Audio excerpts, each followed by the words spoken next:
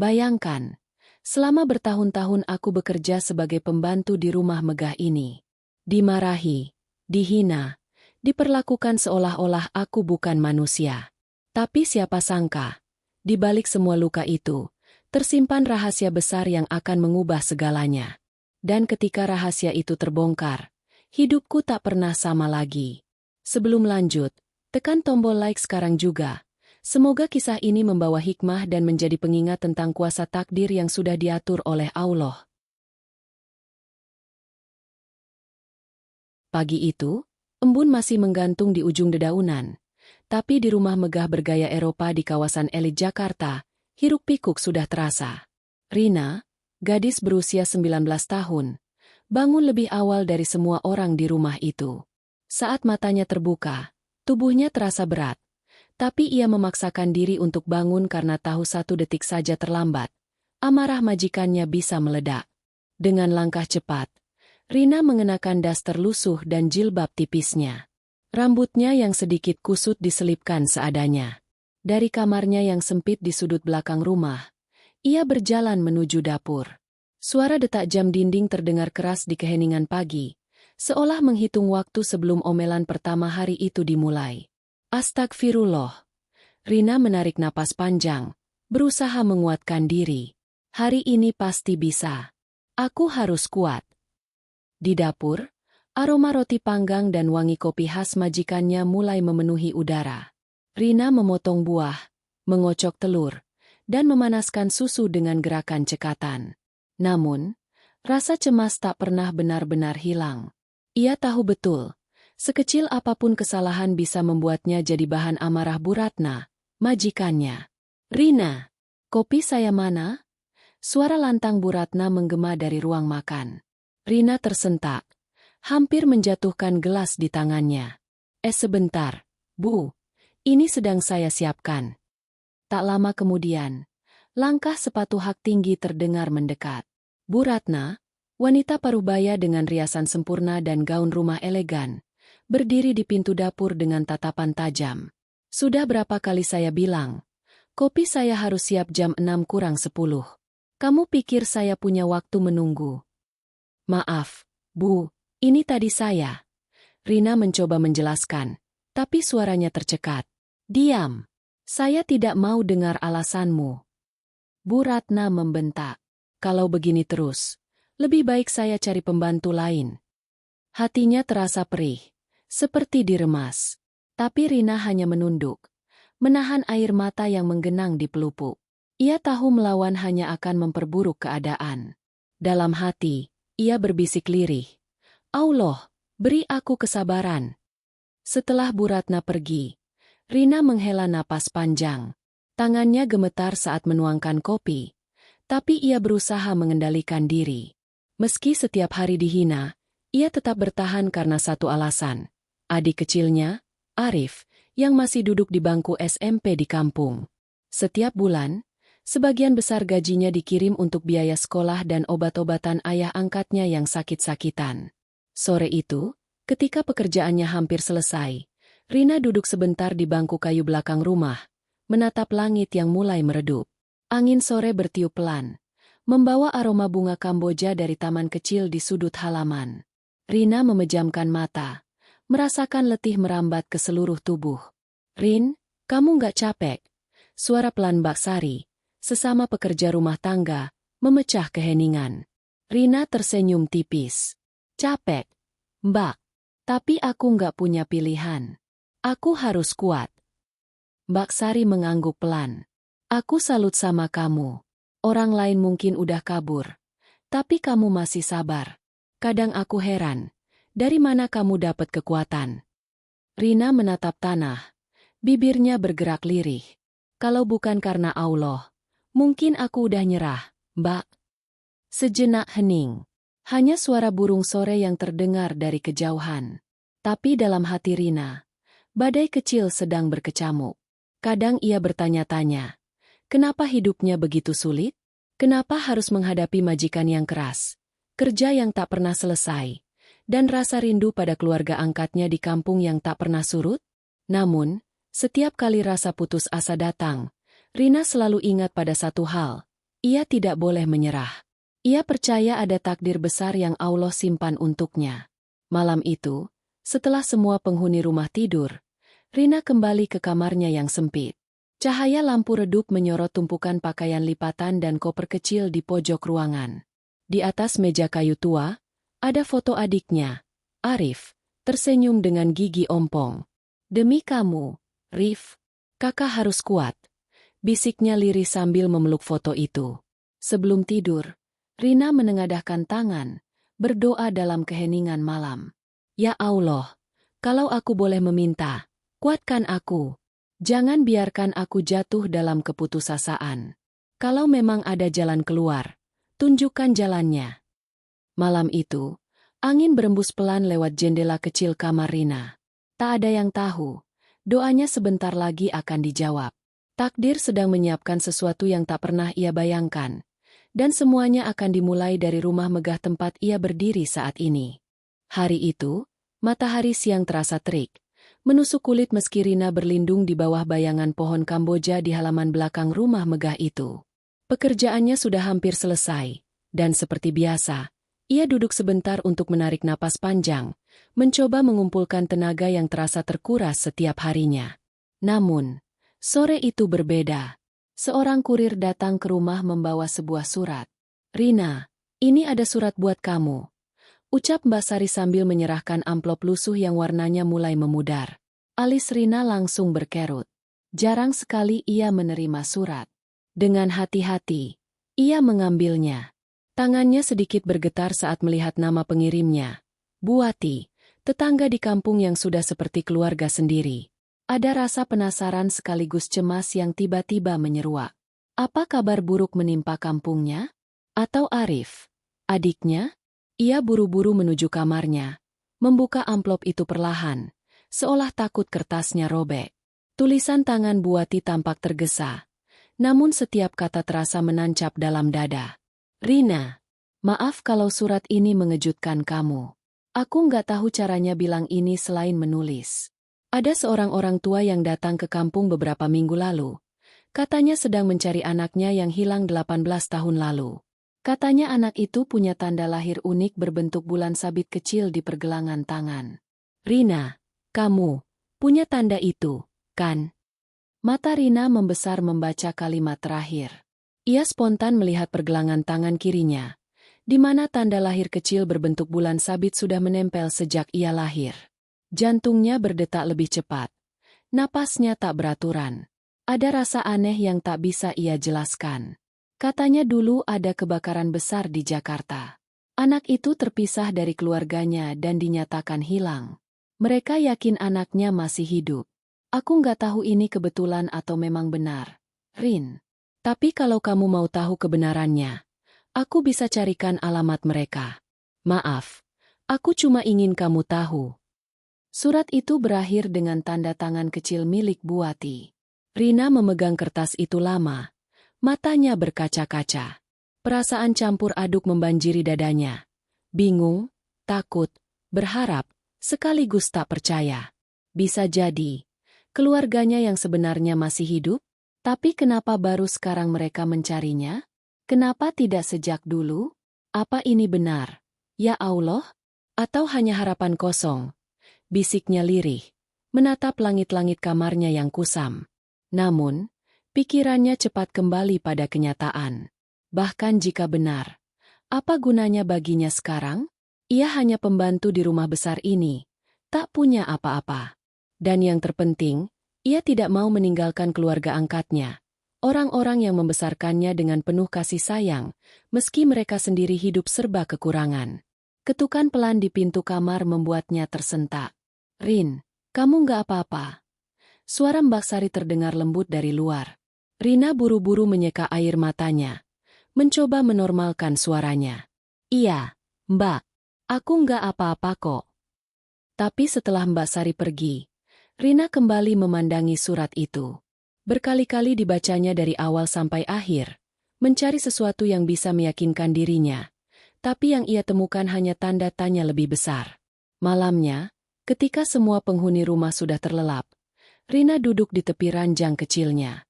Lampu meja menyinari wajahnya yang murung. Di hadapannya, surat itu tergeletak, kusut karena terlalu sering diremas. Kalau aku benar-benar anak mereka, kenapa takdir mempertemukanku di tempat ini? Gumamnya pelan. Air matanya jatuh tanpa bisa ditahan. Selama ini, ia merasa hidupnya hanya tentang bertahan. Menahan rasa sakit, menahan rindu, menahan marah, menahan kecewa. Tapi kini, seolah ada pintu lain yang terbuka. Pintu menuju masa lalu yang selama ini dikuncinya rapat-rapat. Sebelum tidur, Rina menutup surat itu dan menyelipkannya ke bawah bantal. Allah, kalau ini memang jalan MU, jangan biarkan aku salah melangkah. Doanya lirih, bibirnya bergetar. Di luar kamar, suara angin malam terdengar samar, membawa aroma tanah basah. Seolah alam pun tahu, sesuatu yang besar sedang menunggu untuk terungkap. Rina tak sadar, surat lusuh itu akan menjadi awal dari perjalanan panjang yang mengubah hidupnya selamanya. Sore itu, langit Jakarta tampak muram. Awan kelabu menggantung rendah, seolah ingin menumpahkan hujan deras kapan saja. Rina baru saja selesai membersihkan ruang makan ketika suara bentakan Bu Ratna kembali memecah kesunyian rumah megah itu. "Rina, mana laporan belanja bulan ini?" teriaknya dari ruang tamu. Dengan langkah cepat, Rina menghampiri majikannya sambil membawa map biru berisi catatan pengeluaran rumah tangga. "Ini, Bu," ucapnya pelan, mencoba terdengar setenang mungkin. Namun, Bu Ratna yang sejak pagi tampak gelisah langsung merebut map itu dengan kasar. "Kenapa telat? Kamu pikir saya punya waktu buat nunggu? Dasar lambat." Rina hanya menunduk. Di dalam hatinya, rasa sakit kembali menusuk. Tapi ia memilih diam. Bukan karena takut, melainkan karena sudah terlalu sering mengalami perlakuan serupa. Hanya saja, kali ini ada sesuatu yang berbeda pada wajah Bu Ratna. Kulitnya terlihat pucat, keringat tipis membasahi pelipisnya, dan napasnya sedikit terengah. "Bu, ibu nggak apa-apa?" tanya Rina hati-hati, mengamati gerak-gerik majikannya. "Diam, Rina. Kerjain saja tugasmu," bentak Bu Ratna, tapi suaranya terdengar lemah. Tangannya sedikit bergetar saat merapikan map di pangkuannya. Rina masih berdiri mematung, bimbang. Di satu sisi, ia takut menambah amarah Bu Ratna, tapi di sisi lain, nalurinya berkata ada yang tak beres. Dan benar saja, beberapa detik kemudian, tubuh Bu Ratna tiba-tiba lunglai. Map biru di tangannya jatuh ke lantai, dan ia terkulai di sofa, tak sadarkan diri. "Bu Ratna!" seru Rina panik. Suaranya memecah keheningan rumah megah itu. Ia langsung berlari mendekat, memegang bahu Bu Ratna yang dingin dan pucat. "Mbak Sari, tolong!" Bu Ratna pingsan. Mbak Sari dan Pak Darto, sopir keluarga, bergegas datang. Suasana mendadak kacau. Mbak Sari berusaha menyadarkan Bu Ratna dengan menepuk-nepuk pipinya. Sementara Pak Darto segera mengambil ponselnya dan menelepon ambulans. "Cepat bawa ibu ke rumah sakit," ucap Pak Darto tegas. Wajahnya tegang. Beberapa menit kemudian, suara sirene ambulans terdengar. Petugas medis datang, memeriksa kondisi Bu Ratna dengan cepat, lalu membawanya ke dalam mobil. Tanpa berpikir panjang, Rina ikut naik. Duduk di kursi belakang sambil memegang tangan majikannya yang terasa dingin. Sepanjang perjalanan ke rumah sakit, pikiran Rina kalut. Meski selama ini sering dimarahi, hatinya tetap bergetar melihat kondisi Bu Ratna. Ada rasa iba yang tak bisa dijelaskan. "Ya Allah, selamatkan ibu. Jangan biarkan sesuatu terjadi padanya," gumamnya pelan, matanya berkaca-kaca. Sesampainya di rumah sakit, suasana semakin menegangkan. Dokter dan perawat segera membawa Bu Ratna ke ruang gawat darurat. Rina dan Mbak Sari hanya bisa menunggu di luar. Setiap detik terasa begitu panjang, dan suara detak jam dinding membuat jantungnya berdetak semakin cepat. Tak lama kemudian, seorang dokter keluar dengan wajah serius. "Siapa keluarga Bu Ratna?" tanyanya cepat. Pak Darto maju. "Saya sopirnya, Dok." "Tapi ada apa, Dok? Bagaimana kondisi Bu Ratna?" Dokter menarik napas panjang sebelum menjawab. "Kondisinya cukup kritis. Tekanan darahnya turun drastis karena pendarahan internal yang kami temukan. Kami harus segera lakukan transfusi darah untuk menyelamatkan nyawanya. Rina menelan ludah. Tubuhnya menegang. Golongan darahnya apa, Dok? Dokter menatap mereka bergantian sebelum berkata, AB-RH negatif. Semua terdiam. Itu adalah golongan darah yang sangat langka di Indonesia. Sangat jarang ada stok donor di bank darah. Kalau dalam waktu 1 jam kami nggak dapat donor yang cocok, nyawa pasien bisa dalam bahaya. Lanjut dokter cepat. Ya Allah. Mbak Sari menutup mulutnya. Wajahnya panik. Tanpa pikir panjang, Rina melangkah maju. Dok, tes saya. Saya mau jadi donor. Dokter sempat memandangnya ragu. Kamu yakin? Donor darah ini butuh kecocokan yang tepat. Kalau tidak cocok, transfusi bisa berbahaya. Rina mengangguk mantap, meski tubuhnya sedikit gemetar.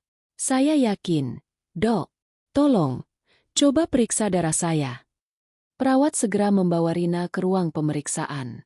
Saat jarum kecil menusuk ujung jarinya untuk mengambil sampel, Rina merasakan detak jantungnya makin kencang. Di dalam hatinya, doa tak henti-hentinya terucap.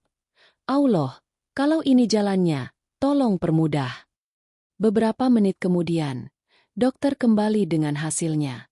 Ekspresinya sulit dibaca, tapi matanya sedikit melebar saat menatap Rina. Hasilnya sama persis. Golongan darahmu cocok. Rina terpaku. Mbak Sari menatapnya tak percaya. Sementara Pak Darto memandang ke arah dokter dengan wajah lega bercampur bingung. Syukurlah, kita bisa langsung lakukan transfusi, kata dokter buru-buru. Rina hanya bisa mengangguk pelan. Ia tak sempat memikirkan apapun selain menyelamatkan nyawa Bu Ratna. Tubuhnya terasa ringan, seolah langkahnya digerakkan oleh sesuatu yang lebih besar daripada dirinya sendiri. Saat baring di ruang donor, cahaya lampu putih rumah sakit terasa menyilaukan. Jarum menusuk lengannya, mengalirkan darahnya ke kantong kecil transparan. Sementara itu, pikirannya penuh tanya. Kenapa bisa kebetulan begini? Dari sekian banyak kemungkinan, kenapa justru darahnya yang cocok? Apa ini hanya kebetulan? Atau ada sesuatu di baliknya yang belum ia ketahui? Di ruang lain, Bu Ratna masih terbaring tak sadarkan diri. Napasnya lemah. Rina menggigit bibir, menahan air mata. Dalam hati, ia kembali berdoa lirih. Allah, kalau ini bagian dari rencana MU, aku ikhlas. Selamatkan dia. Tolong selamatkan. Takdir sedang bergerak, perlahan tapi pasti, dan Rina belum menyadari bahwa semua ini hanyalah awal dari rahasia besar yang akan mengguncang hidupnya. Rina masih terduduk di kursi ruang tunggu. Tubuhnya terasa lemas setelah darahnya diambil untuk transfusi. Lampu rumah sakit yang putih menyilaukan membuat kepalanya sedikit pusing, tapi pikirannya justru lebih kacau daripada tubuhnya. Hatinya berdebar kencang, seolah sedang menunggu sesuatu yang besar terjadi. Tak lama kemudian, seorang perawat mendekat dengan langkah tergesa. Wajahnya terlihat tegang, tetapi suaranya lembut saat memanggil. Mbak Rina, ayo ikut saya. Kita harus mulai transfusi sekarang. Rina mengangguk pelan, meski hatinya bergemuruh. Saat berjalan mengikuti perawat, langkahnya terasa berat. Seolah setiap detik membawa beban tak terlihat yang semakin menekan dadanya. Setiap tatapan dokter dan perawat di lorong rumah sakit terasa penuh arti, seolah mereka tahu sesuatu yang belum Rina mengerti. Sesampainya di ruang transfusi, Rina berbaring di ranjang dengan selang kecil yang siap disambungkan ke lengannya. Cahaya lampu di atas kepalanya membuat suasana semakin menegangkan. Seorang dokter berdiri di sampingnya, memeriksa hasil tes darah sambil menghela napas panjang. Golongan darah kamu sama persis dengan Bu Ratna, katanya pelan, seperti berbicara kepada dirinya sendiri. Kata-kata itu membuat Rina terdiam. Ada sesuatu di balik nada suara dokter yang membuat hatinya bergetar. Bukan hanya soal kecocokan donor, tapi ada nada heran yang tak bisa disembunyikan. Dokter itu melanjutkan, golongan darah AB-RH negatif. Itu sangat jarang di Indonesia. Dari 1.000 orang, mungkin hanya 1 atau 2 yang punya. Dan sekarang, kamu dan Bu Ratna punya golongan darah yang sama. Rina mencoba tersenyum kaku, menutupi rasa gugupnya. Mungkin cuma kebetulan. Ya, dok, ucapnya pelan, meski hatinya tahu, kebetulan ini terlalu besar untuk diabaikan. Dokter hanya menatapnya sekilas, lalu kembali fokus pada prosedurnya. Mungkin iya, mungkin juga tidak. Gumamnya samar, lalu memanggil perawat untuk memulai transfusi. Jarum menembus kulit Rina perlahan. Dinginnya logam menusuk syarafnya, membuatnya sedikit meringis. Kantong kecil berisi darahnya perlahan-lahan terisi. Tetes demi tetes mengalir menuju selang yang menghubungkannya dengan tubuh Bu Ratna di ruangan sebelah. Saat darahnya dialirkan, Rina menatap langit-langit ruang transfusi. Pikirannya melayang pada surat dari Buati yang masih disimpannya rapat-rapat. Surat yang menyebutkan tentang anak hilang, tanda lahir bulan sabit, dan kebakaran besar 18 tahun lalu. Kenapa semua ini terasa seperti saling terkait? Batinnya berbisik. Surat itu, tanda lahir, dan sekarang golongan darah langka ini. Air mata menitik tanpa sadar, tapi Rina segera menyekanya. Ia tak mau terlihat rapuh di depan orang lain. Meski tubuhnya lemah, ada kekuatan besar yang memaksanya tetap bertahan. Entah itu untuk menyelamatkan Bu Ratna atau karena dorongan naluri yang tak bisa dijelaskan. Setelah beberapa saat, transfusi selesai. Perawat menutup lengannya dengan perban kecil. Sementara Rina beristirahat sebentar untuk memulihkan tenaganya. Tapi hatinya tidak tenang. Tak lama kemudian, Mbak Sari datang menghampiri dengan wajah penuh kelegaan. "Rin, darahmu nyelametin Bu Ratna. Dokter bilang kondisinya mulai stabil." Rina mengangguk pelan, bibirnya sedikit tersenyum. "Syukurlah," jawabnya lirih. Tapi hatinya justru semakin penuh pertanyaan. Malam itu, Rina duduk di kursi tunggu, menatap pintu ruang perawatan yang tertutup rapat. Sekilas, ia melihat bayangan Bu Ratna terbaring lemah di dalam. Tatapannya kosong, seolah memandang sesuatu yang jauh melampaui dinding rumah sakit itu. "Apa mungkin ini semua kebetulan? Ya Allah!" gumamnya lirih. "Atau engkau sedang menyiapkan sesuatu yang belum bisa aku pahami sekarang?" Saat sedang larut dalam pikirannya, dokter yang sama menghampirinya. Suaranya pelan, hampir seperti bisikan. "Mbak Rina, boleh saya tanya sesuatu?" Rina mengangguk. "Tentu, dok." Dokter menatap pergelangan tangannya sekilas, lalu berkata, "Sejak kapan kamu tahu golongan darahmu A-RH negatif?" Rina menggeleng perlahan. "Saya nggak pernah tahu, dok. Baru sekarang saya dengar." "Kenapa, dok?" Dokter hanya tersenyum samar, seolah menahan sesuatu. "Tidak apa-apa. Hanya jarang sekali kami menemukan kecocokan seperti ini. Sungguh, jarang sekali." Setelah dokter pergi, Rina kembali bersandar, menatap kosong ke arah pintu. Perasaan aneh yang sejak tadi mengganggunya kini semakin kuat. Seolah ada rahasia besar yang mengintai di balik semua ini. Namun, ia menepis semua prasangka. Yang terpenting sekarang adalah Bu Ratna selamat. Soal pertanyaan yang belum terjawab, Rina memutuskan menyimpannya dulu di dalam hati. Tapi jauh di lubuk batinnya, ia tahu, hari ini adalah titik awal dari sesuatu yang akan mengubah seluruh hidupnya. Dalam keheningan malam, suara detak jarum jam di ruang tunggu terasa begitu keras, seolah menghitung mundur waktu menuju sebuah kebenaran yang sebentar lagi akan terungkap. Rina memejamkan mata, berbisik lirih. "Allah, beri aku kekuatan. Aku siap menerima apapun yang engkau tetapkan." Udara pagi di rumah sakit terasa lembab dan dingin. Rina duduk di kursi plastik dekat pintu ruang perawatan Bu Ratna. Matanya sembab karena kurang tidur. Tubuhnya masih lemah setelah donor darah semalam, namun pikirannya sama sekali tak bisa beristirahat. Setiap detik ia terus menatap pintu ruang perawatan itu, menunggu kabar baik. Sekitar pukul 7 pagi, dokter keluar dari ruang perawatan dengan senyum kecil di wajahnya. "Alhamdulillah, kondisi Bu Ratna sudah stabil," ucapnya tenang. "Kalau tidak ada donor darah yang cocok semalam, saya tidak yakin beliau bisa selamat." Rina menunduk, menahan air mata yang hampir pecah. "Syukur pada MU, ya Allah," gumamnya lirih. Tak lama kemudian, Perawat memanggil Rina. Mbak Rina, ibu sudah siuman. Kalau mau, silakan masuk sebentar. Rina berdiri pelan. Jantungnya berdetak tak karuan. Kakinya terasa berat melangkah. Seolah tubuhnya menolak namun hatinya memaksa. Saat ia masuk, aroma antiseptik menusuk hidung, bercampur dengan suara pelan alat medis yang berbunyi teratur. Bu Ratna terbaring lemah di ranjang putih. Wajahnya pucat tapi matanya kini terbuka. Tatapannya kosong sesaat, sampai pandangannya bertemu dengan mata Rina yang berdiri kaku di samping ranjang. Rina. Suara itu keluar lirih. Nyaris tak terdengar. Rina langsung mendekat, menunduk hormat. Iya, Bu. Ibu jangan banyak bicara dulu. Kata dokter, ibu harus istirahat. Namun, bukannya marah seperti biasanya. Bu Ratna hanya memandangi Rina lama. Ada sesuatu dalam tatapan itu yang membuat Rina merasa aneh. Seperti ada beban besar yang sedang disembunyikan. Tangannya terangkat pelan, seolah ingin menyentuh wajah Rina, tapi berhenti di udara. Kamu, kenapa mau donor darah untuk saya? Tanya Bu Ratna tiba-tiba, suaranya bergetar. Rina terdiam sejenak, menatap ke lantai. Karena nyawa ibu penting, Bu.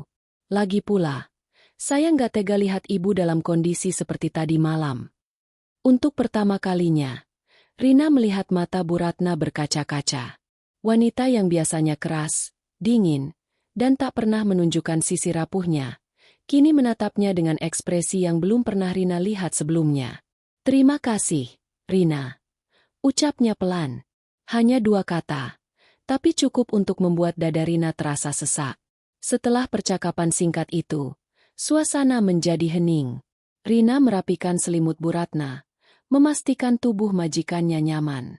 Namun, saat hendak beranjak, Rina merasakan tatapan Bu Ratna kembali tertuju padanya. Tatapan yang kali ini bukan sekadar rasa terima kasih. Ada kebingungan, ada sesuatu yang lebih dalam. Ada apa, Bu? Rina memberanikan diri bertanya. Bu Ratna terdiam sejenak, lalu berkata pelan. Enggak, cuma, aku merasa pernah melihat wajahmu entah di mana. Ucapan itu membuat Rina tercekat. Ada rasa aneh yang menyelinap di hatinya. Tapi ia buru-buru menunduk dan tersenyum sopan. Pura-pura tak menganggap serius. Mungkin cuma perasaan ibu saja. Hari-hari berikutnya, perlahan sikap Bu Ratna berubah. Ia tak lagi membentak Rina untuk hal-hal kecil. Saat sarapan terlambat, ia hanya diam.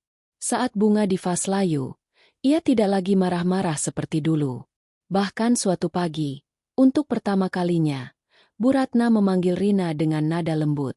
Rina, kamu sudah sarapan? Pertanyaan sederhana itu membuat Rina hampir tak percaya dengan telinganya sendiri. Belum, Bu. Jawabnya gugup. Kalau begitu, makan dulu. Jangan kerja terus.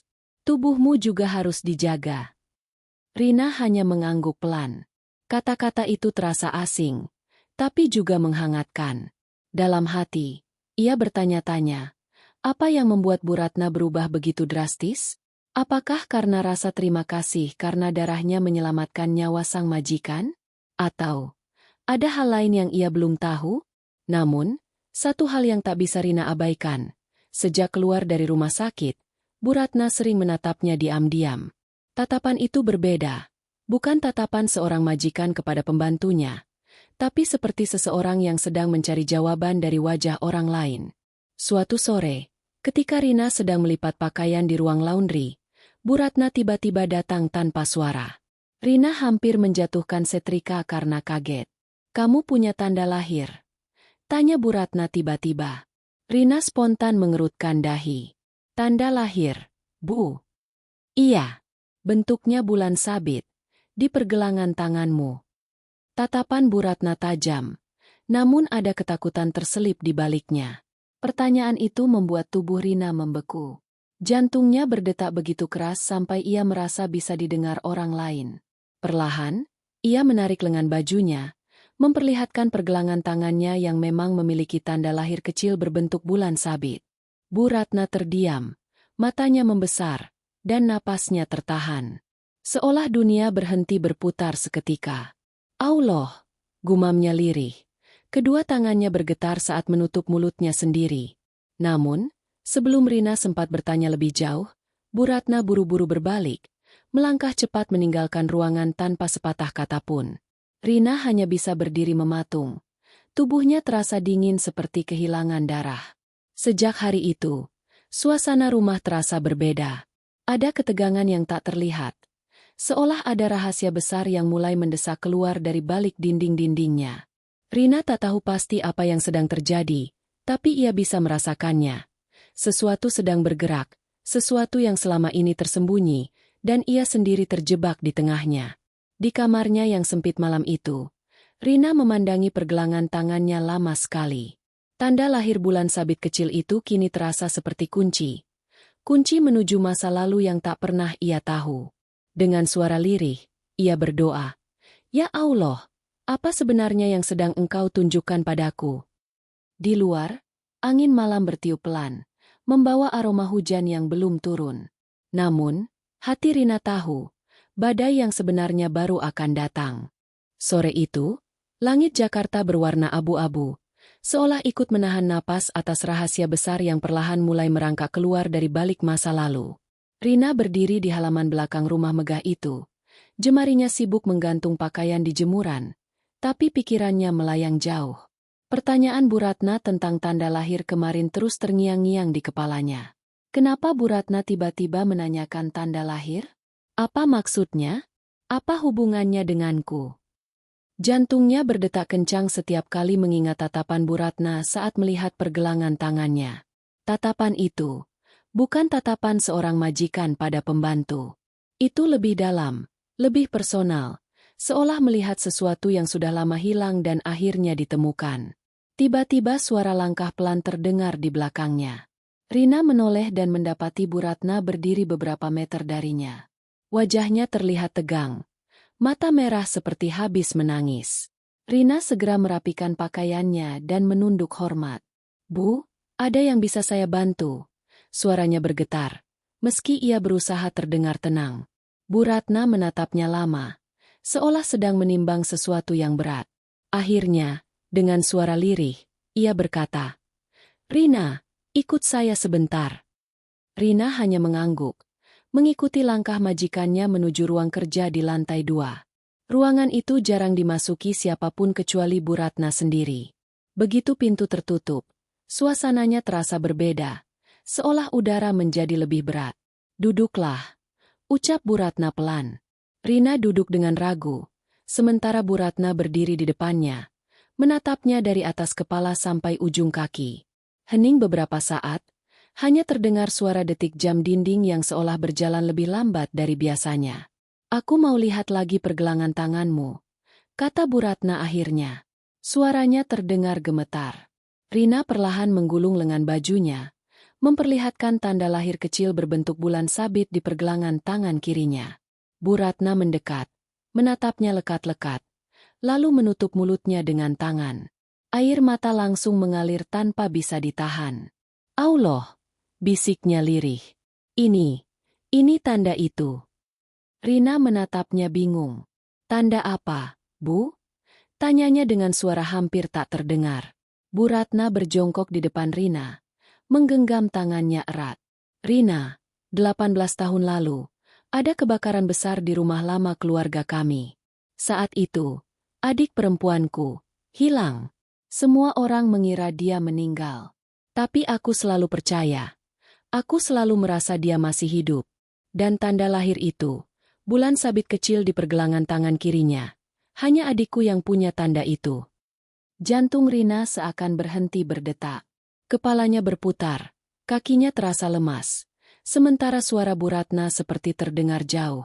"Saya, adik ibu?" gumamnya pelan, hampir tak percaya dengan kata-katanya sendiri. Bu Ratna mengangguk pelan, meski matanya dipenuhi air mata. "Aku nggak mau langsung yakin begitu saja, Rin. Tapi semua ini terlalu pas untuk disebut kebetulan.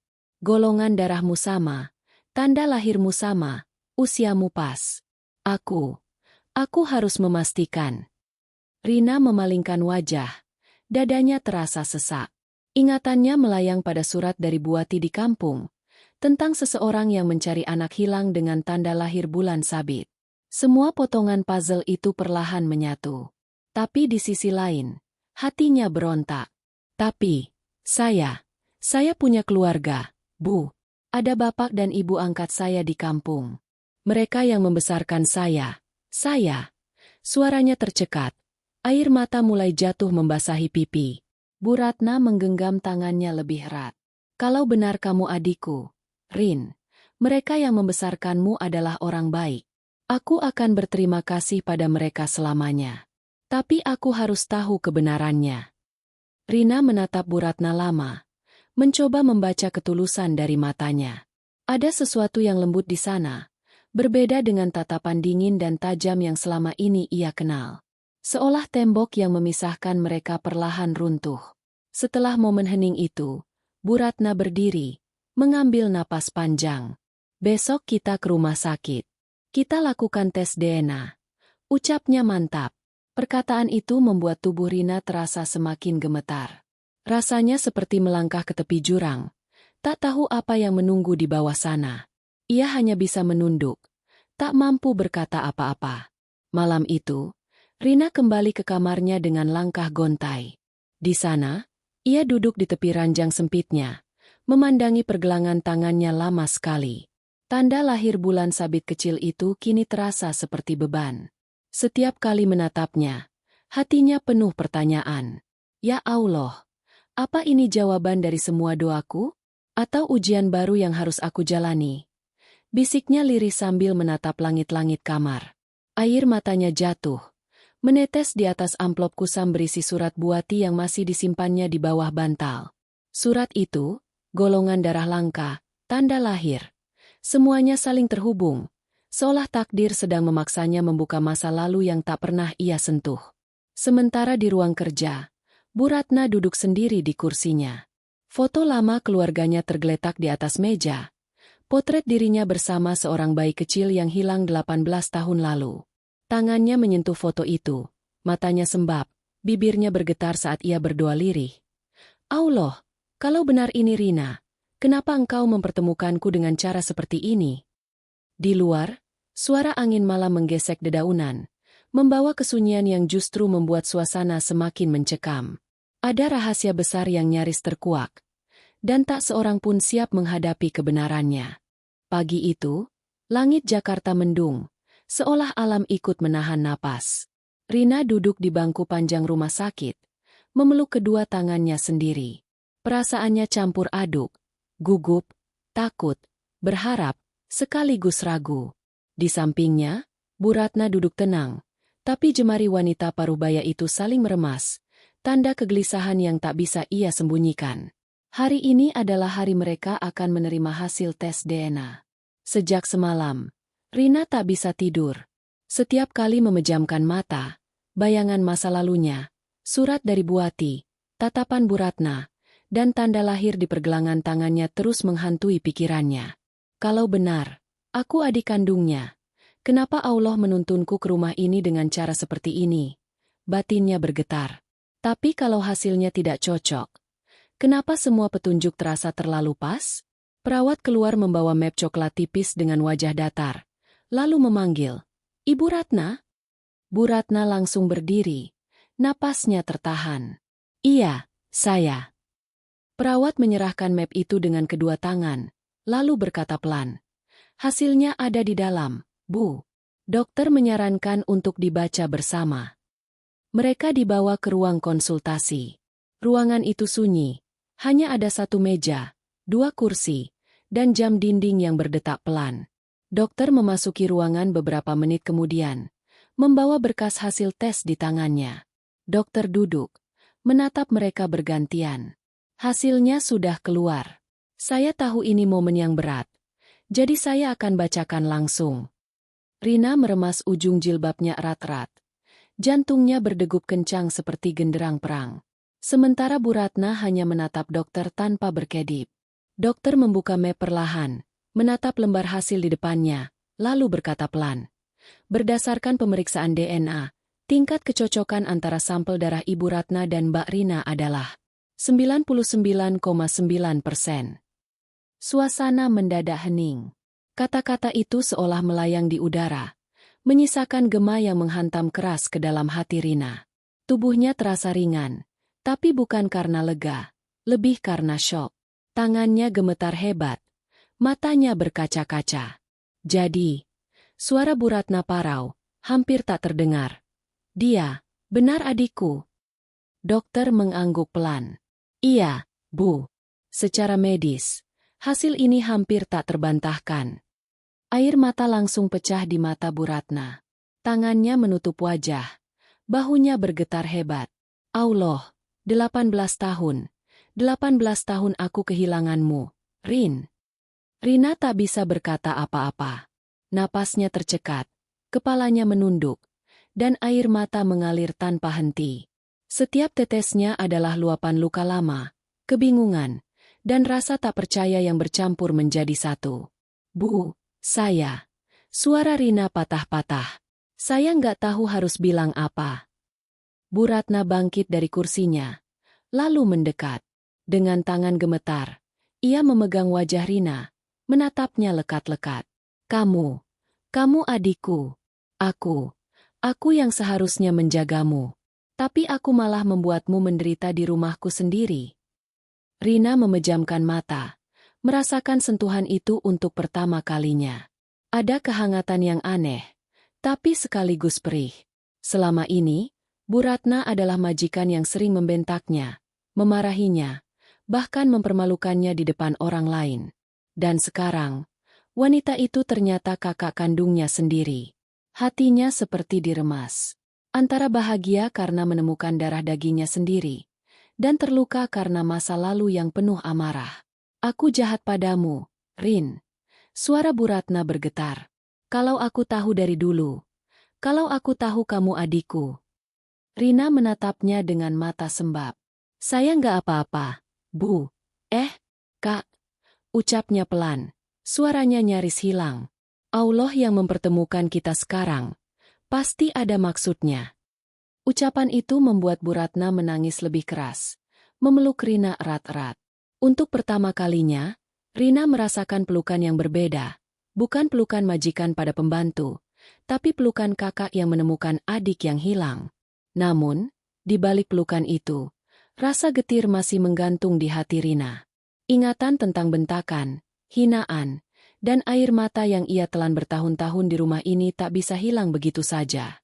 Luka itu nyata, dan butuh waktu untuk sembuh. Setelah keluar dari rumah sakit, perjalanan pulang terasa hening. Tidak ada yang bicara, hanya suara mesin mobil dan sesekali helaan napas berat dari Bu Ratna. Sesampainya di rumah, Rina langsung masuk ke kamarnya. Ia duduk di tepi ranjang sempitnya, memandangi pergelangan tangan dengan tanda lahir bulan sabit itu. Tiba-tiba semuanya terasa berbeda. Dulu, tanda kecil itu hanya bagian dari tubuhnya. Sekarang, tanda itu seperti simbol takdir yang mempersatukan masa lalu dan masa kini. Allah, bisiknya pelan, menahan isak.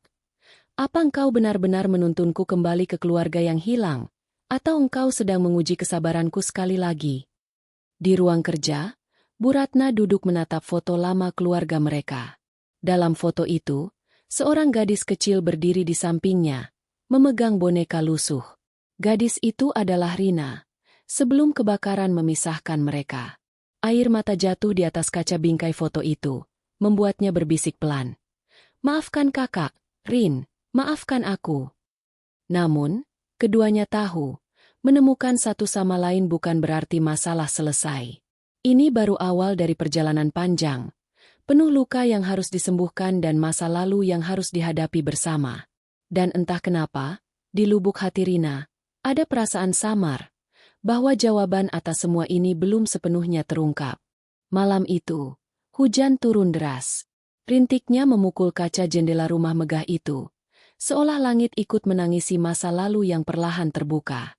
Rina duduk di ruang keluarga, memeluk lututnya sendiri. Di hadapannya, Bu Ratna duduk di sofa besar dengan tatapan kosong, memegang secangkir teh hangat yang sudah lama tak disentuh. Sejak hasil tes DNA keluar, rumah itu berubah. Sunyi, tegang, dan penuh pertanyaan yang belum terjawab. Hanya suara hujan dan detak jam dinding yang terdengar, seolah menghitung mundur detik-detik menuju kebenaran yang tak bisa dihindari.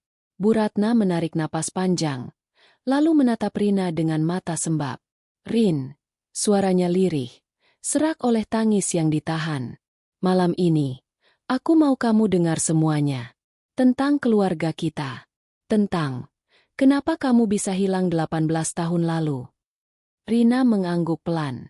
Tubuhnya menegang. Jantungnya berdetak tak beraturan. Selama ini, ia hanya tahu sedikit dari surat Buati tentang kebakaran dan anak yang hilang. Tapi mendengar langsung dari kakaknya sendiri terasa jauh lebih berat. Bu Ratna mulai bercerita dengan suara bergetar. "Waktu itu, keluarga kita belum seperti sekarang. Kita tinggal di rumah lama di daerah Rawamangun. Hidup pas-pasan, tapi kita bahagia. Ayah bekerja sebagai pegawai kecil di kantor pemerintah, sementara ibu membuka warung di depan rumah. Kamu waktu itu masih bayi, Rin. Aku masih belasan tahun." Rina menunduk, membayangkan kehidupan sederhana yang tak pernah ia ingat. Ada rasa asing sekaligus rindu terhadap masa lalu yang seharusnya menjadi miliknya. "Tapi malam itu," lanjut Bu Ratna, "kebakaran besar terjadi. Aku masih ingat jelas. Api tiba-tiba melahap rumah tetangga dan menjalar ke rumah kita. Semua orang panik. Ayah berteriak menyuruhku membawa dokumen penting, sementara ibu menggendongmu. Tapi, tiba-tiba atap ruang tamu runtuh." Bu Ratna berhenti sejenak, menutup wajahnya dengan kedua tangan. Suaranya pecah saat melanjutkan. "Waktu kami sadar, kamu nggak ada di pelukan ibu lagi. Asap begitu tebal. Semua orang berlarian menyelamatkan diri. Setelah api padam, kami mencari kemana-mana. Polisi, pemadam kebakaran, rumah sakit, semua tempat kami datangi. Tapi tidak ada jejakmu, Rin." Air mata Rina mengalir tanpa henti. Tangannya meremas rok lusuhnya erat-erat. Hatinya seperti diremas. "Terus, apa yang orang tua kita lakukan, Bu?" tanyanya pelan. Suaranya nyaris tak terdengar. "Mereka hancur, Rin," jawab Bu Ratna lirih. "Ibu nggak pernah benar-benar pulih setelah itu. Setiap malam, beliau berdoa, minta sama Allah supaya satu hari nanti kamu kembali. Ayah pun begitu, meski dia jarang menunjukkannya. Sampai akhirnya, beberapa tahun kemudian, ayah meninggal karena sakit. Dan ibu..." Suara Bu Ratna terhenti, air matanya jatuh deras. "Ibu ikut menyusul setahun setelahnya." Rina menutup mulutnya dengan tangan. Tangisnya pecah tanpa bisa ditahan. Rasanya seperti kehilangan dua kali dalam satu waktu. Kehilangan orang tua yang bahkan tak sempat ia kenal, dan kehilangan kesempatan untuk tumbuh dalam pelukan mereka. "Mereka meninggal dengan satu keyakinan," lanjut Bu Ratna, suaranya parau, "bahwa kamu masih hidup di luar sana. Dan sekarang, aku tahu mereka nggak salah. Kamu benar-benar hidup, Rin. Kamu ada di sini." Rina hanya bisa menangis. Di dalam dirinya, ada luka lama yang terbuka sekaligus rasa syukur yang tak terhingga. Namun, di balik kebahagiaan menemukan keluarganya, ada satu pertanyaan besar yang tak bisa ia abaikan. "Kalau waktu itu aku hilang di kebakaran, kenapa aku bisa sampai ke kampung?" Suaranya bergetar. Bu Ratna menghela napas panjang, menatap Rina dengan mata yang penuh penyesalan. "Setelah kebakaran, ada seorang tetangga yang juga ikut dievakuasi. Dia yang terakhir kali melihatmu. Katanya ada seorang wanita parubaya yang mengambilmu dari kerumunan. Katanya mau membawamu ke tempat aman. Tapi setelah itu, wanita itu menghilang. Kami nggak pernah tahu siapa dia." "Jadi," Rina menatap kakaknya, wajahnya penuh kebingungan. "Aku dibawa orang?" Bu Ratna mengangguk pelan. "Sepertinya iya. Entah sengaja atau enggak, kami nggak pernah tahu. Sampai akhirnya kamu ditemukan oleh keluarga angkatmu di kampung dan mereka membesarkanmu dengan penuh kasih." Rina terdiam lama. Air mata terus jatuh. Sekarang semua potongan puzzle mulai menyatu. Tapi hatinya masih terasa kosong. Hidupnya ternyata jauh lebih rumit dari yang pernah ia bayangkan. Suasana kembali hening. Hanya suara hujan yang terdengar di luar. Rina menatap pergelangan tangannya, mengusap perlahan tanda lahir bulan sabit kecil itu. Dulu, ia menganggapnya hanya bagian dari tubuhnya, tapi kini, tanda itu terasa seperti jejak masa lalu yang tak pernah bisa ia lepaskan. Kalau saja, aku nggak hilang malam itu, gumamnya lirih. Mungkin aku akan tumbuh bersama kalian. Mungkin aku akan mengenal ibu dan ayah. Mungkin hidupku nggak akan seperti ini. Bu Ratna langsung memegang tangannya erat-erat. Jangan bilang begitu, Rin. Aku tahu ini berat. Tapi ini jalan yang sudah Allah tetapkan untuk kita. Kita mungkin kehilangan banyak waktu. Tapi kita masih punya hari ini. Kita masih punya kesempatan untuk memperbaiki semuanya. Rina mengangguk pelan. Meski air matanya belum berhenti.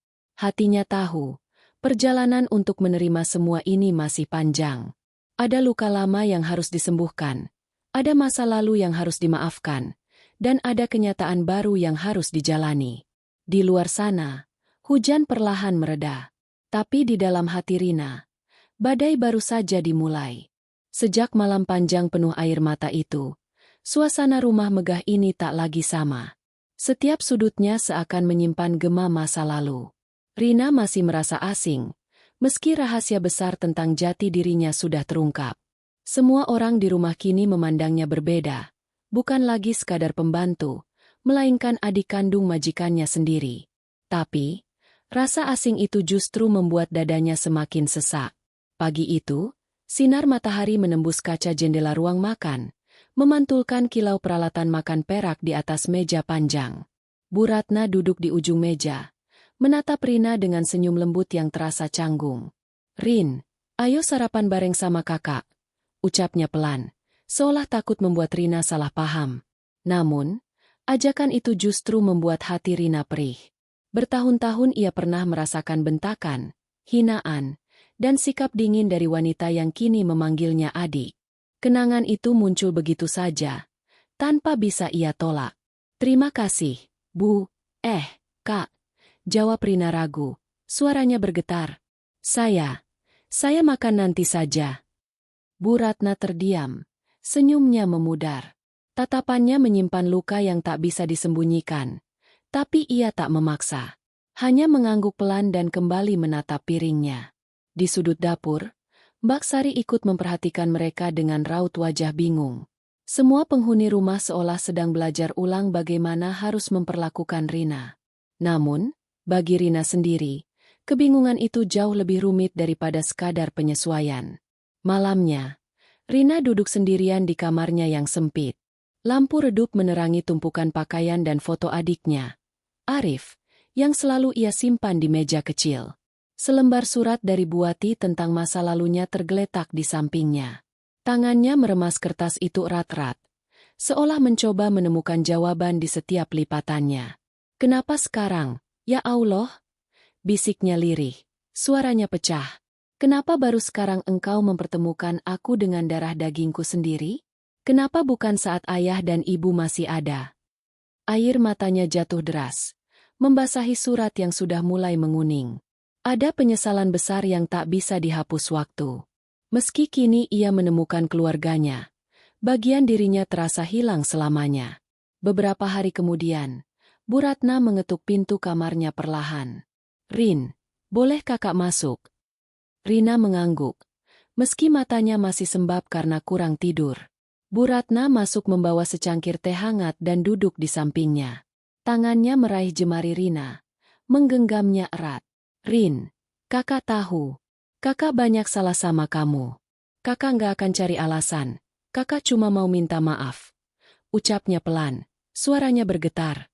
"Kalau dari awal kakak tahu kamu adikku, kakak nggak akan pernah bersikap seburuk itu." Rina menatapnya lama. Matanya berkaca-kaca. Ada ribuan kata yang ingin ia ucapkan, tapi semuanya tercekat di tenggorokan. Luka yang sudah terlalu lama disimpan tak mudah disembuhkan hanya dengan kata, "Maaf." Saya butuh waktu, Kak," jawab Rina lirih. "Hati saya masih belum siap. Saya masih ingat semua yang pernah ibu. Kakak lakukan dulu." Bu Ratna mengangguk. Air mata jatuh membasahi pipinya. "Kakak ngerti. Rin, kakak nggak akan paksa kamu memaafkan sekarang. Kakak cuma mau kamu tahu. Kakak benar-benar menyesal. Percakapan itu membuat suasana menjadi hening. Hanya suara jam dinding yang terdengar, berdetak perlahan seolah menandai waktu penyembuhan yang belum tentu singkat. Malam-malam berikutnya, Rina sering terbangun. Mimpi-mimpi aneh datang silih berganti, tentang kebakaran besar, tentang bayi kecil yang menangis di tengah asap, dan tentang suara samar-samar seorang wanita yang memanggil namanya. Setiap kali terbangun, napasnya memburu, tubuhnya berkeringat dingin. Ia duduk di tepi ranjang, menatap keluar jendela. Langit malam Jakarta dipenuhi lampu kota, tapi hatinya tetap gelap. Semua yang selama ini ia tahu tentang dirinya runtuh seketika. Suatu sore, Rina kembali ke halaman belakang rumah. Ia duduk di bangku kayu tua, memandangi taman kecil yang dulu sering ia rawat diam-diam. Kini, setiap sudut taman ini terasa berbeda. Bukan lagi sekadar tempatnya bekerja, melainkan saksi perjalanan hidupnya yang penuh luka. Mbak Sari mendekat, duduk di sampingnya. Rin, aku dengar semuanya. Tentang kamu sama Bu Ratna. Rina hanya mengangguk pelan. Matanya tetap menatap tanah. Kamu beruntung, Rin. Banyak orang nyari keluarganya nggak pernah ketemu. Kamu dikasih kesempatan buat tahu siapa kamu sebenarnya.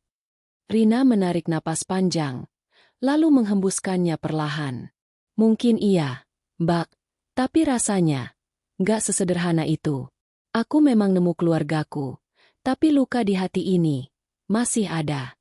Semua perlakuan buruk selama ini, semua bentakan, semua hinaan, susah dilupain. Mbak Sari menepuk bahunya pelan. Aku ngerti, Rin. Tapi jangan lupa, semua ini pasti ada maksud Allah. Kalau sekarang kamu dikasih ujian ini, berarti kamu juga dikasih kekuatan buat ngadepinnya. Ucapan itu membuat dada Rina terasa hangat sekaligus perih. Ia tahu Mbak Sari benar. Takdir ini tak mungkin tanpa alasan. Namun, menerima kenyataan tak semudah membalik telapak tangan. Malam itu, untuk pertama kalinya, Rina memanjatkan doa lebih lama dari biasanya. Ya Allah, bisiknya lirih. Kalau ini jalan MU, tolong ajari aku memaafkan. Ajari aku menerima. Dan tolong kuatkan aku, karena aku belum siap. Tapi aku nggak mau membenci darah dagingku sendiri. Air matanya kembali jatuh. Tapi kali ini terasa berbeda. Ada perasaan ikhlas yang mulai tumbuh pelan-pelan. Meski luka itu belum sepenuhnya sembuh. Di ruang kerjanya, Bu Ratna juga tak bisa tidur. Di tangannya, foto lama keluarga mereka yang hangus sebagian akibat kebakaran terus ia pandangi. Matanya sembab, bibirnya bergetar ketika ia berdoa. Allah, kalau ini cara MU mengembalikan adikku, ajari aku menebus semua kesalahanku padanya. Malam itu, dua hati yang dulu dipisahkan oleh api dan waktu kini sama-sama terpuruk. Sama-sama terluka, tapi perlahan dipertemukan kembali oleh takdir. Namun, mereka berdua tahu satu hal pasti. Perjalanan untuk menyembuhkan luka ini masih panjang, dan ujian terbesar justru baru saja dimulai. Hari itu, sinar matahari menyusup lembut melalui jendela besar ruang tamu. Rumah megah yang selama ini terasa dingin dan penuh jarak kini tampak berbeda. Tidak ada lagi teriakan atau bentakan. Tidak ada tatapan tajam penuh penilaian. Namun, meski suasananya hangat, hati Rina masih menyimpan badai yang belum sepenuhnya reda. Sudah 3 minggu berlalu sejak hasil tes DNA keluar, tapi proses menerima kenyataan bahwa majikannya adalah kakak kandungnya sendiri masih terasa berat. Luka lama yang disebabkan oleh perlakuan kasar Bu Ratna dulu tidak bisa hilang begitu saja. Pagi itu, Rina duduk di halaman belakang, di bawah pohon Kamboja yang rimbun. Jemarinya sibuk memegang foto kecil keluarga angkatnya di kampung.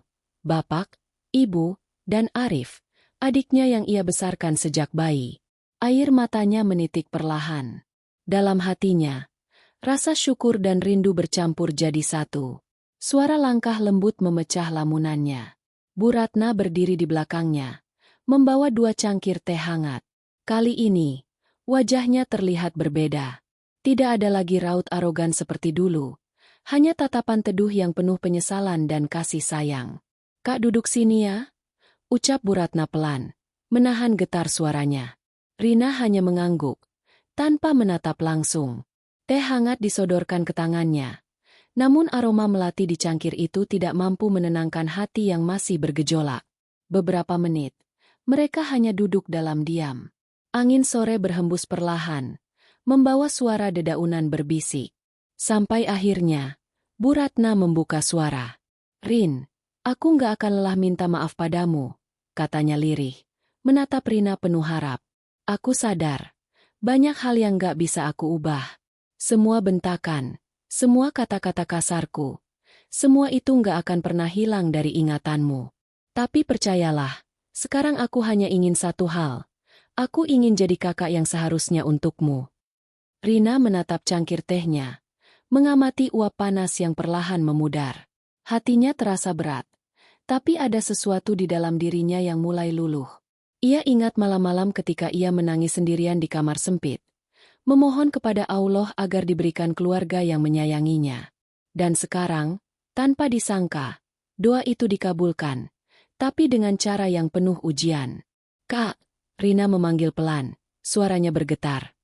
Aku nggak tahu apakah aku bisa langsung melupakan semua yang terjadi. Tapi aku juga nggak mau terus memelihara luka ini. Aku capek, Kak." Air mata mengalir pelan di pipinya. Bu Ratna meraih tangannya, menggenggamnya erat. "Kalau kamu mau marah, marahlah," bisik Bu Ratna, suaranya parau. "Kalau kamu mau benci, bencilah. Tapi tolong, jangan menjauh dariku.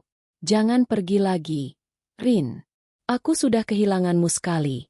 Aku nggak sanggup kehilanganmu untuk kedua kalinya." Kalimat itu pecah menjadi isak tertahan. Rina pun tak kuasa menahan air matanya. Tangannya balas menggenggam tangan kakaknya. "Selama ini, aku pikir aku sendirian di dunia ini," lirih Rina. "Aku pikir nggak ada yang peduli padaku selain keluarga angkatku. Aku pikir, aku nggak punya siapa-siapa lagi. Tapi ternyata, aku salah. Aku masih punya kamu, Kak." Mereka berdua akhirnya larut dalam pelukan panjang. Pelukan yang memecahkan tembok tebal di antara mereka. Untuk pertama kalinya, Rina merasakan hangatnya kasih sayang seorang kakak. Bukan majikan, bukan atasan, tapi keluarga. Hari-hari berikutnya, hubungan mereka perlahan berubah. Bu Ratna mulai melibatkan Rina dalam segala hal. Memperlakukannya bukan sebagai pembantu, tapi sebagai bagian dari keluarga. Ia bahkan mengajak Rina ke makam orang tua mereka. Hari itu, di bawah naungan pohon rindang, mereka berdiri di depan pusara yang sederhana. Rina berlutut, menyentuh batu nisan dengan jemari yang gemetar. Air matanya jatuh, membasahi tanah basah di bawahnya. "Bapak, Ibu," bisiknya lirih, suaranya pecah. "Rina pulang. Maaf, Rina baru datang sekarang." Bu Ratna berdiri di sampingnya, memeluk bahunya erat. Tak ada kata-kata yang mampu menggambarkan perasaan mereka saat itu. Hanya doa yang terucap dalam keheningan, doa yang dipenuhi rasa syukur dan penyesalan. Sejak hari itu, perlahan luka-luka lama mulai sembuh. Rina memutuskan tetap tinggal bersama Bu Ratna, bukan lagi sebagai pembantu, tapi sebagai adik yang kembali menemukan keluarganya. Namun, ia tidak melupakan jasa keluarga angkatnya. Sebagian gajinya masih ia kirimkan ke kampung, dan Bu Ratna berjanji akan membantu mereka. Di malam yang tenang, Rina duduk di balkon rumah megah itu, menatap langit penuh bintang. Hatinya terasa ringan untuk pertama kalinya setelah sekian lama. Angin malam menyentuh wajahnya lembut, seolah menjadi pelukan takdir yang selama ini menuntunnya. "Ya Allah," bisiknya lirih, "Engkau memang sebaik-baiknya perencana. Aku sempat merasa hidupku begitu berat, tapi ternyata, semua ini bukan kebetulan. Semua sakit, semua air mata, semua kesabaran, membawaku ke titik ini. Terima kasih, karena Engkau mempertemukan aku kembali dengan darah dagingku sendiri." Air mata kembali jatuh, tapi kali ini bukan karena luka, melainkan karena syukur. Takdir yang dulu terasa kejam kini ia pahami sebagai jalan panjang menuju kebahagiaan yang tak pernah ia duga. Di bawah sinar rembulan, Rina menatap rumah megah itu dengan senyum tipis. Tempat yang dulu penuh rasa sakit kini berubah menjadi rumah, bukan karena kemewahannya, tapi karena ikatan keluarga yang akhirnya kembali utuh. Dan untuk pertama kalinya, Rina benar-benar merasa pulang.